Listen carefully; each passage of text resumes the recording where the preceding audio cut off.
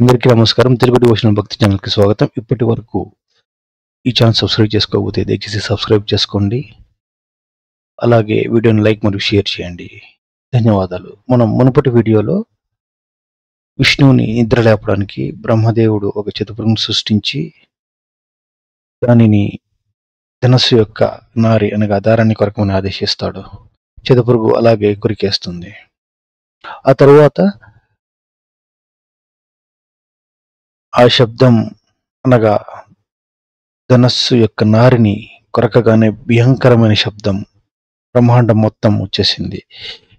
మొత్తం చీకట్లు కమ్మేశాయి, పర్వతాలు కదిలాయి, బలంగా గాలులు వీచాయి. ఇలా అనేక అమంగళాలు కనిపించాయి. అంటే చెడు శకునాలు అన్నట్టు మొత్తం చెడు శకునాలే కనిపించాయి. దేవతలందరూ ఏం జరుగుతుంది అని చెప్పి కలవరపడుతున్నారు. కాసేపటి తర్వాత చీకట్లు మొత్తం విడిపోయాయి. ఆ విడిపోయిన తర్వాత దేవతలందరూ చూస్తే అక్కడ ఒక దేహం తల లేకుండా కనిపించింది. అది చూడగానే ప్రభు అయినటువంటి వాసుడైనటువంటి విష్ణువుని గుర్తించి దేవతలందరూ ఎందుకు ఇలా జరిగింది, మేము యజ్ఞానికి మిమ్మల్ని ఆహ్వానించాలని వస్తే ఇలా జరిగింది ఏంటి, సకల జగత్ పాలకుడైనటువంటి మీకే ఇలా జరిగింది, ఇంకా మాకు రక్షణ ఎవరు అని చెప్పి దేవతలంతా బాధపడుతూ ఉంటారు.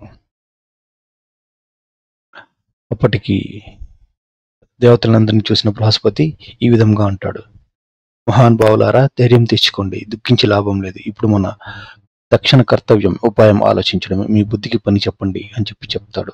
ఇది విన్న ఇంద్రుడు కొంచెం బాధతో అసురైనటువంటి అంతటి వాడే అలా ఉండగా ఇక ఉపాయం ఎలా వస్తుంది గురుదేవ అని చెప్పి బృహస్పతిని అడిగాడు. ఆ తర్వాత బ్రహ్మదేవుడు ఇలా అంటున్నాడు: దేవేంద్ర, శుభం కానీ అశుభం కానీ కాలం తెచ్చిపెట్టినా దాన్ని అనుభవించాల్సిందే. దైవఘటన తప్పించుకోవడం ఎవరి వల్ల కాదు. ఒకసారి నా సంగతి చూస్తే ఒకప్పుడు శివుడు నా శిరస్సును ఖండించారు కదా అని బ్రహ్మదేవుడు ఇంద్రునికి చెప్పాడు.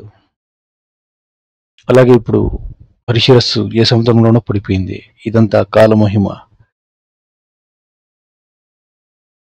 ఎంతటి వాడికైనా కష్టాలు రాక తప్పదు, అనుభవించక తప్పదు.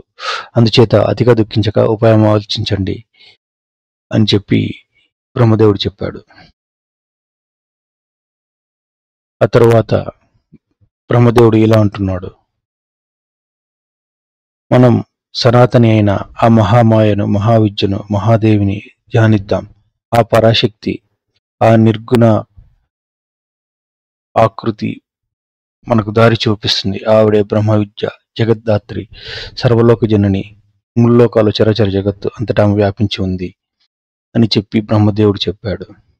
ఉపదేశానికి దేవతలంతా అంగీకరించారు. దేవిస్తవం ఆరంభించారు. బ్రహ్మదేవుడు 4 ముఖాల నుంచి వేదాలు వచ్చాయి. అప్పుడు ఆ తర్వాత ఇలా అంటున్నారు: హే దేవి మహామాయ, నమో నమః. నీవు శుభప్రదవు, నిర్గుణవు, సర్వభూతేశ్వరివి, శంకరుడంతటి వాడికి కోరికలు తీర్చిన దానవు అని చెప్పి దేవి యొక్క మహిమలను చాలా పొగిడారు. ఆ తరువాత హే జగజ్జనని, మానవులలోనే కాదు దేవతలలో కూడా నీ అనంత వైభవం తెలిసిన వారు ఒక్కరూ లేరు. నువ్వు అద్వితీయవు. ఒంటి చేతిలో ఈ సకల విశ్వాన్ని సృష్టించావు. దీనికి వేదవాక్కులే ప్రమాణం అని చెప్పి బ్రహ్మదేవుడు ఆ దేవికి నమస్కరించారు. ఆ తర్వాత ఏం జరిగిందో మనం తదుపరి వీడియోలో తెలుసుకుందాం.